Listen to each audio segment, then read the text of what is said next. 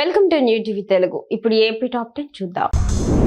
ప్రభుత్వ ఆసుపత్రులకు వచ్చే రోగులకు మెరుగైన వైద్య సేవలు అందించడంలో సిబ్బంది నిర్లక్ష్యం వహిస్తే కఠిన చర్యలు తప్పవని చిత్తూరు కలెక్టర్ సమిత్ కుమార్ హెచ్చరించారు. జిల్లా సచివాలయంలో వీసీ ద్వారా చిత్తూరు, పలమనేరు, పొంగనూరు, బంగారుపాలెం ఆసుపత్రుల మెడికల్ ఆఫీసర్లతో సమీక్షించారు. ఆసుపత్రికి వచ్చే రోగులకు 24/7 వైద్య సిబ్బంది అందుబాటులో ఉండి మెరుగైన వైద్య చికిత్సలు అందించాలని సూచించారు.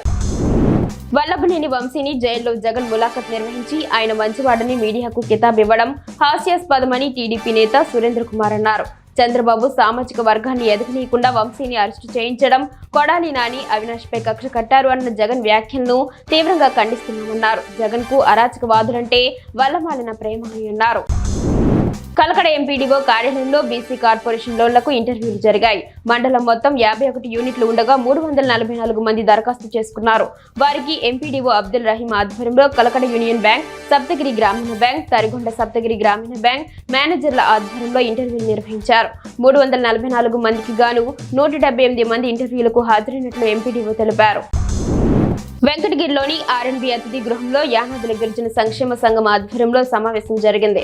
రాష్ట్ర అధ్యక్షులు పెంచలయ్య మాట్లాడుతూ మోపూరులోని భూములు మేత పోరంబోకునని, ఆ భూముల్లో నిమ్మసాగు చేస్తున్నారని, గిరిజనులపై అటవీశాఖ అధికారులు దౌర్జన్యం చేస్తూ ఉండడంతో హైకోర్టును ఆశ్రయించామని తెలిపారు. భూస్వాములు అటవీ భూములను ఆక్రమించినా పట్టించుకోరన్నారు. బాల్య వివాహాలకు వ్యతిరేకంగా సింగవరం ఉన్నత పాఠశాలలో ఉపాధ్యాయులు, విద్యార్థులు ప్రతిజ్ఞ నిర్వహించారు. ప్రధాన ఉపాధ్యాయులు దస్తగిరి మాట్లాడుతూ బాల్య వివాహాలు ఒక సాంఘిక దురాచారం, నేరమే కాకుండా వారి కళలను సాకారం చేసుకునే అవకాశాలను దూరం చేస్తుందన్నారు.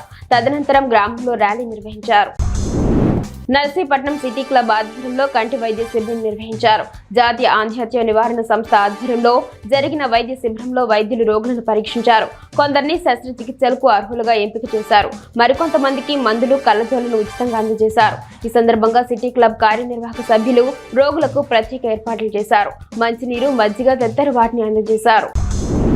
ఈ నెల 26న పొదిలి పట్టణంలోని శివాలయంలో జబర్దస్త్ టీం సందడి చేయనుందని జబర్దస్త్ బుల్లెట్ భాస్కర్ తెలిపారు. సామాజిక కార్యకర్త శ్రావణి వెంకటేశ్వర్లు ఆధ్వర్యంలో మహాశివరాత్రి పర్వదినం సందర్భంగా శివాలయంలో జబర్దస్త్ టీం మెగా ఈవెంట్ నిర్వహిస్తుందని బుల్లెట్ భాస్కర్ తెలిపారు. తనతో పాటు జబర్దస్త్ టీం ఆటో రాంప్రసాద్, ఫైమా, నరేష్ ఇంకా చాలా మంది జబర్దస్త్ ఆర్టిస్టులు పాల్గొంటారని భాస్కర్ తెలిపారు. మున్సిపల్ కార్మికులను పర్మనెంట్ చేయాలని కోరుతూ నెల్లూరులోని పాత మున్సిపల్ ఆఫీస్ వద్ద సిఐటియు ఆధ్వర్యంలో కార్మికులు ధర్నా చేపట్టారు. ఈ సందర్భంగా అధ్యక్షులు కత్తి శ్రీనివాసులు మాట్లాడుతూ ఆబ్కాస్ రద్దు చేసి ప్రైవేట్ ఏజెన్సీలకు అప్పగించే చర్యలను వెంటనే ఆపాలని డిమాండ్ చేశారు. మున్సిపల్ కార్మికులను వెంటనే పర్మనెంట్ చేయాలని కోరారు.